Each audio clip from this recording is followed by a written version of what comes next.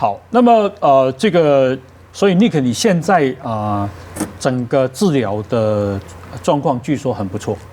对，因为一开始是有将近10公分的肿瘤嘛，对，那后面状况已经有缩小蛮多了。嗯哼，对，然后在上一次正子造影的时候，现在是还剩2颗，然后1颗是有在变小，那另外1颗是没有变小，但是也没有变大的。嗯哼。哦，那个10公分那个现在多大？我有点忘记了，对吧？但就是没有到10公分那么大，然后实际大小我也忘记了，但就已经很小很小很小了。哦，那个张医师，这给你揪起哈？不会呢。啊，那个肿瘤不会自己萎缩吗？我要靠药物还会萎缩，自己不会萎缩。对对对，我是说他经过治疗之后，治疗之后就治疗完了，他还在就是还在。哎，所以我们要求的是要完全看不见。哦，他现在很小了啦，很小还是我们很严格的，还是不允许很小，还要看不见。那他因为这个是可以治愈的病，只要不能治愈的话，那就无所谓，那就是思考不一样。对，能治愈的话就是完全看不到。所以正子比电脑断层还重要，就是说电脑断层有时看到见有1公分，但是可能它是死掉的组织。你郑大哥讲的可能是这样。但是我们要完全没有反应的 metabolism 代谢没有代谢的这种肿瘤啦，所以还要继续往下。所以我会建议，假如是没有办法达到我们目的的话，自体移植要放到前面做。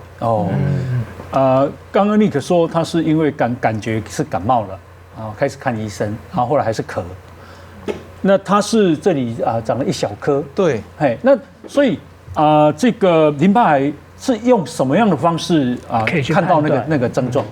对，通常来的都是这样子，有的是完全没症状，有的是会忽大忽小，所以会让医生，尤其是耳鼻喉科医生误判。为什么会忽大忽小？就是你的淋巴组织跟这个肿瘤对抗，对抗的时候有时候打赢了，它就变小。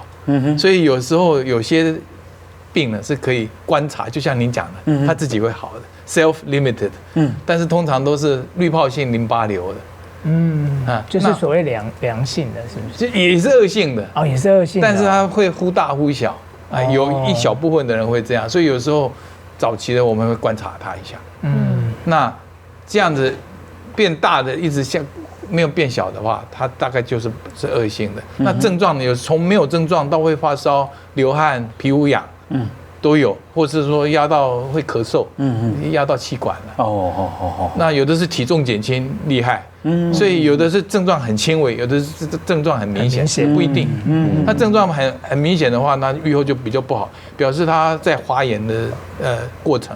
那有一些是只是慢慢的变大，没有发炎的过程。是，那是比较反应会好一点。你有过死亡的恐惧吗？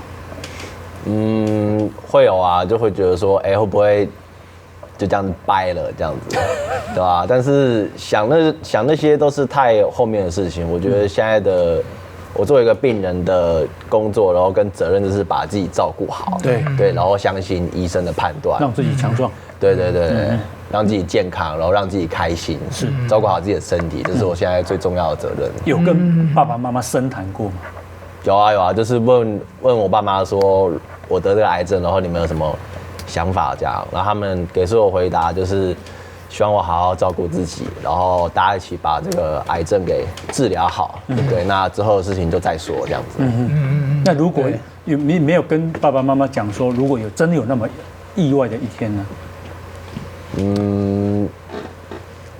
没有谈到过真的有意外一天呢，因为我自己心里是觉得说，就我这个病一定会好的，一定会好的，因为我蛮相信我自己的身体，我觉得它可以克服这些难关。信心很重要啦，当然有时候也需要找心理师啊、营养师都要个团队啦，甚至要不要保存他的精子啊，或者是卵子啊，这些都为什么要都是可以谈的，那治疗的过程会减低它。所以其实要我谈的是好的医疗团队是很广的，营养是一定要的，那心理卫教也是要的，这包括整个团队里面，包括放射师也要加入，肿瘤医师、血液医师都要加入。那当然，心理师包括后续的他会不会影响到他的后遗症的一些事情，都要讨论的。其实是比我们想象的还要再复杂一点。这是一个叫做 comprehensive 的整套的一个系统，都要介入。你有保留蝌蚪吗？有啊，我有去动筋啊。哎呦，真的哇！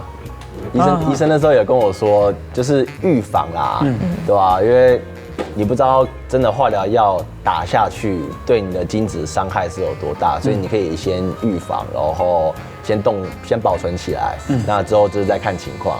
那个要保存多少？多少不知道，但是他跟我说，你可以一年去保存，每一年决定要不要再续冻，不要的话就撤掉这样子。那个要钱吗？要那个要钱啊，要钱啊，要钱哦，因为我也没有保存过。液态氮就要钱了。好，要多少钱知道吗？